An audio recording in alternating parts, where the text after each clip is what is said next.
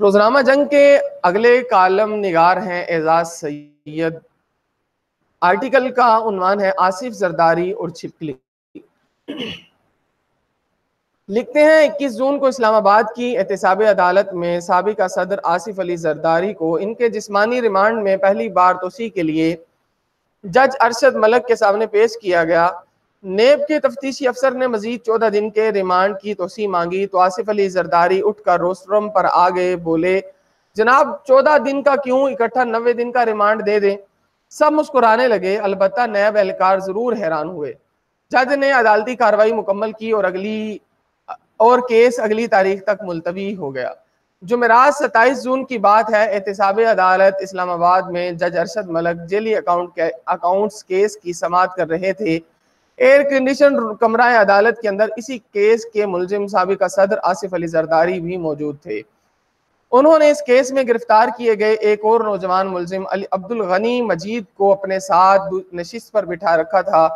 لطیف کھوسا اور فاروق ایچ نائک نے معزز عدالت کے سامنے نیب کی طرف سے ملزم عبدالغنی مجید کے ساتھ روا رکھے گئے مبینہ نامناسب رویے پر بات شروع کی تو زرداری اپنی نشست سے اٹھ کر وکلاء کے ہجوم کو پاٹتے جج نے جو کیس بنانا ہے بنائے، لیکن اس کے ساتھ رویہ تو مناسب رکھے۔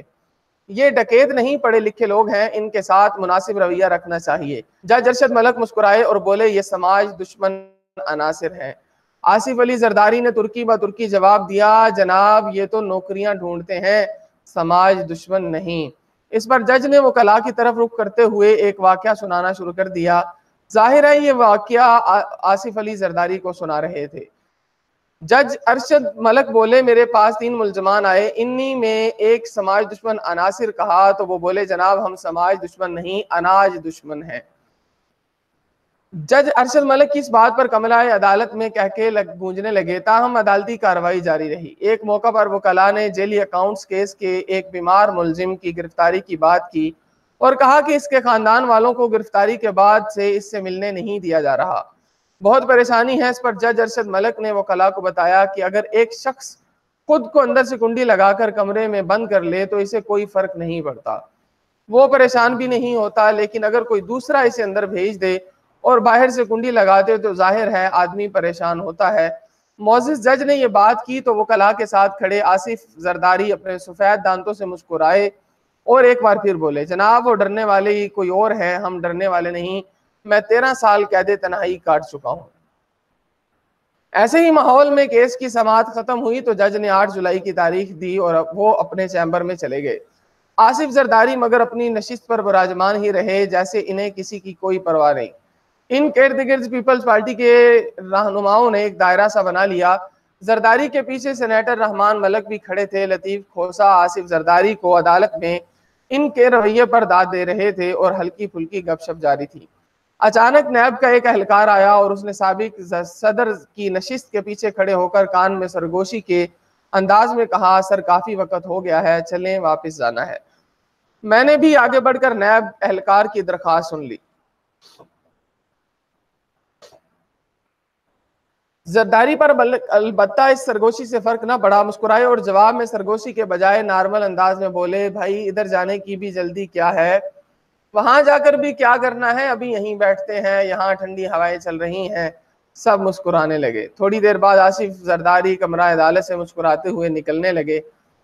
آصف زرداری کو عدالت آتے، جیل جاتے اور مسکرا کر لوگوں سے ملتے دیکھ کر آپ ان سے متاثر ہوئے بغیر نہیں رہ سکتے۔ انہیں دیکھ کر ایسا لگتا ہے جیسے ملزم وہ نہیں پورا سسٹم ہے، وہی سسٹم جو کبھی زرداری کو جیل پھینکتا ہے تو کبھی ضرورت پڑنے پر جیل سے سیدھا ایوان اقتدار۔ ماضی میں بھی یہ سب ہو چکا ہے۔ زرداری عدالت سے نکل رہے تھے تو میں نے پوچھا لگتا ہے آپ نیب اہلکاروں کو تربیت دے رہے ہیں؟ بولے میں نے انہیں تربیت کیا دینی ہے، یہ سسٹم ہی خراب ہے۔ میں نے عرض کی جناب یہ سسٹم ٹھیک کون کرے گا؟ آصف زرداری اعتماد سے بولے ہم واپس آ کر ٹھیک کریں گے۔ ان کی باتوں سے لگا کہ وہ نیب کی حراست میں بھی سیاسی جمع تفریق جاری رکھے ہوئے ہیں۔ 6 جون کو اپوزیشن جماعتوں کی آل پارٹیز کانفرنس تھی اور بلاول بھٹو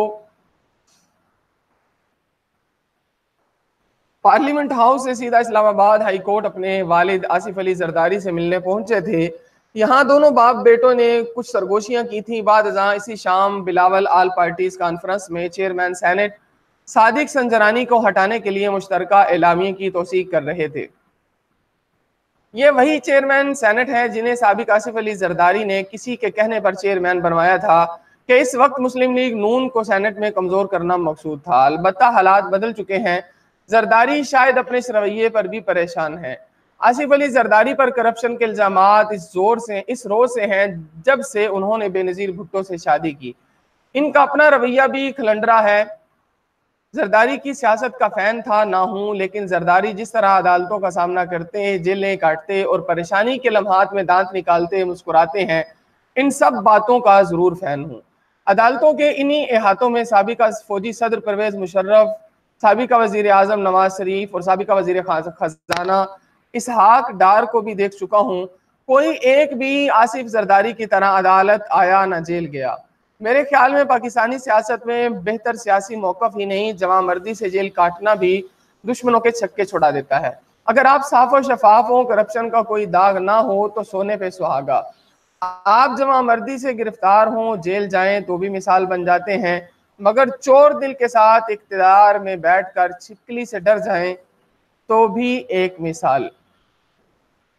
یہ تھا آرٹیکل روزنامہ جنگ کے آرٹیکل رائٹر اعزاز سید صاحب کا آصف زرداری اور چھپکلی.